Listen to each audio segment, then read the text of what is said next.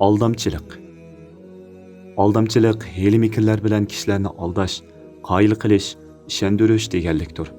Payg'ambar alayhissalom aldamchilikdan ogohlantirib, kimki bizni aldaydi ekan, u bizdan emas degan.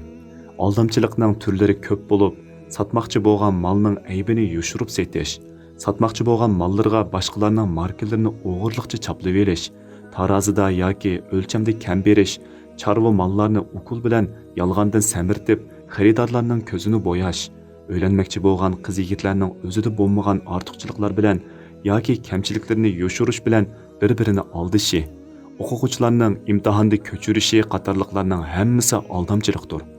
Hatto yaqin kishilarning bir-birida ko'rilgan xatoligini yoki ayib nuqsonini ko'rsatib qo'yishning o'rniga uni yoshirishi yoki ko'rmasga selishimi aldamchilikqa kiradi.